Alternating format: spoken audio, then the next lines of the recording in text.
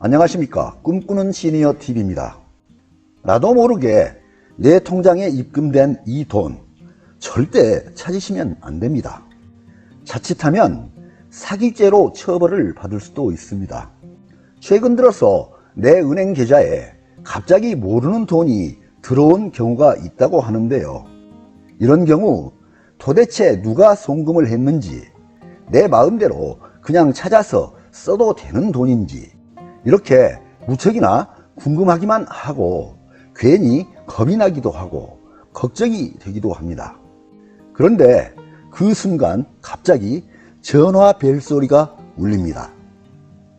따르르릉. 여보세요? 안녕하세요? 갑자기 전화를 드려서 죄송한데요. 혹시 선생님 통장에 방금 돈이 입금되지 않았나요? 제가 통장 번호를 잘못 눌러서 입금이 잘못된 것 같아요. 제가 잘못 입금한 돈이니까 지금 불러드리는 통장으로 송금해 주시면 정말 고맙겠습니다. 이렇게 느닷없는 전화가 걸려옵니다. 어떻게 보면 참으로 황당한 상황인 거죠. 그렇다면 이런 경우는 어떻게 봐야 될까요?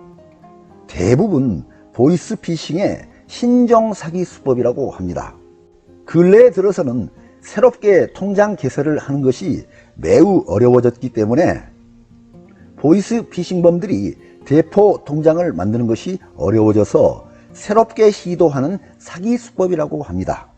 그래서 보이스피싱범들이 더욱더 치밀하고 더욱더 교묘한 방법으로 사기 수법을 쓴다고 합니다. 이렇게 보통의 정상적인 통장을 찾아서 입금을 한 다음에 또다시 재이체 받는 사기 수법을 쓴다고 합니다. 이런 일들이 빈번하게 발생이 되고 있기 때문에 금융감독원에서는 사기 이용계좌 예방법을 발표했습니다. 최근 보이스피싱 사기범들이 통장 신규 개설이 어려워지자 다양한 사기 수법을 동원해서 대포 통장을 수집 활용하는 사례가 지속적으로 발생하고 있으니 주의하세요, 이런 내용인데요. 이와 같은 내용을 모든 국민들이 인지할 수 있도록 사기 예방 대책을 발표한 것입니다. 그러면 실제 사기 수법 유형은 어떤 형태로 나타날까요? 첫 번째, 인터넷 상거래 목적으로 공개된 계좌 번호를 이용한 사기 수법입니다. 보통 인터넷 상거래를 하시는 분들은 입금 계좌 번호를 공개해 놓고 있는 경우가 대부분인데요. 보이스피싱 사기범들이 이 계좌에 누군가가 피해를 본 사기 금액을 이체한 다음에 차고 송금을 했다고 하면서 다시 자기가 지정하는 계좌로 재이체를 해달라고 요구하는 사례가 있다고 합니다. 참으로 보통 사람들은 상상도 할 수 없는 대담한 사기 수법으로 보입니다.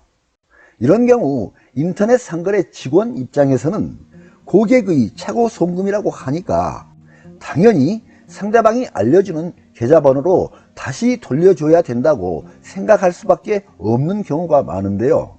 이런 경우 다시 돌려주면 자신도 모르는 사이에 사기범을 도와주는 꼴이 되고 보이스피싱범과의 공범으로 몰릴 수도 있다고 하니까 정말 무섭고 기가 막히는 일이 아닐 수 없습니다. 그러니까 이렇게 재이체를 요구하는 경우에는 조금이라도 의심이 간다면 모든 정황이 확실하게 확인이 되기 전까지는 절대로 계좌 이체를 해서는 안 될 것으로 보입니다. 두 번째, 실제 사기 수법입니다. 알바 구직자를 대상으로 구매 대행, 환전 업무 등이라고 속이면서 개인정보를 요구하거나 사기 피해금을 이체한 후에 재이체 또는 현금 전달을 요구하는 경우입니다.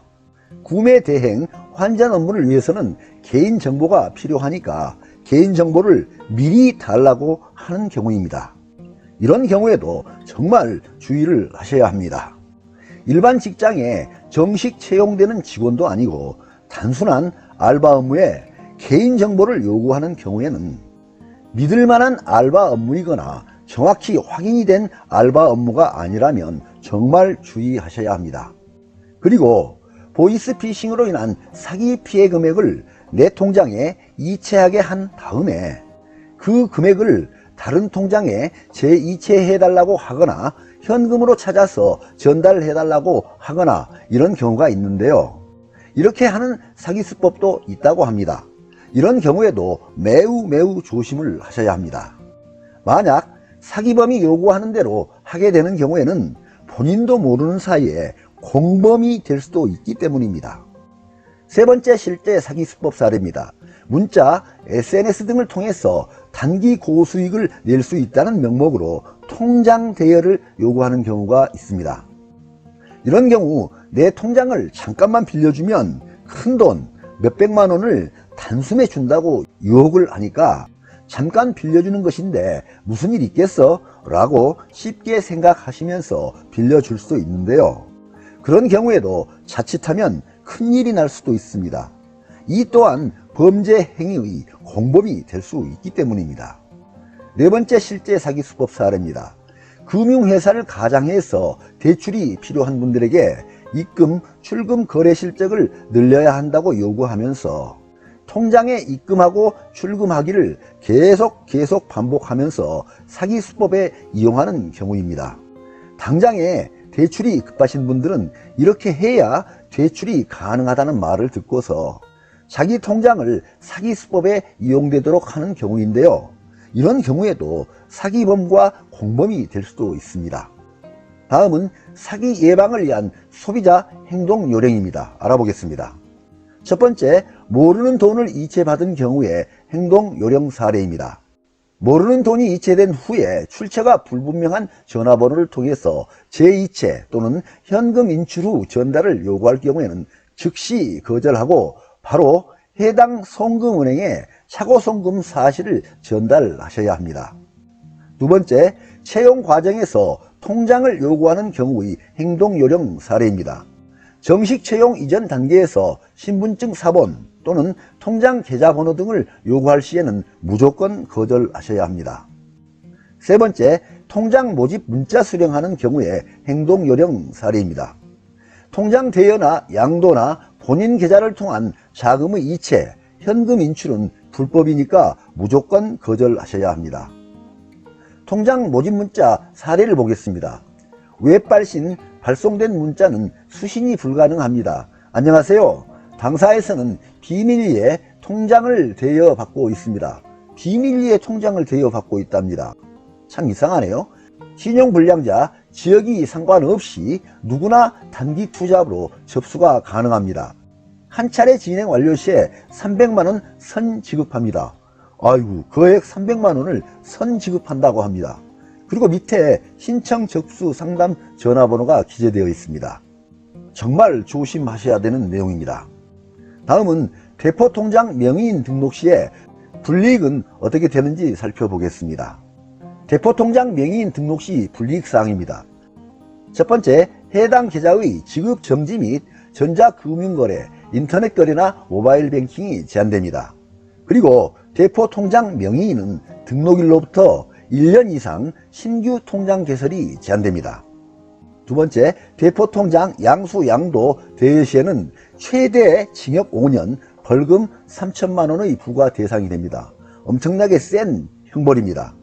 세 번째, 범죄 인식 정도에 따라서 사기죄, 사기방조죄 등으로 형사처벌의 대상이 될 수가 있습니다. 정말 조심하셔야 되는 내용입니다. 그러면 다음에 문의처는 어딘지 알아보겠습니다.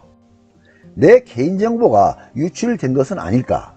내 계좌가 대포통장으로 이용되고 있는 것은 아닐까 하는 궁금증이 일어날 수 있는데요. 개인정보 유출이 의심될 때는 금융감독원 금융소비자정보포털인 파인의 개인정보 노출자 사고 예방 시스템을 활용해서 알아볼 수가 있습니다.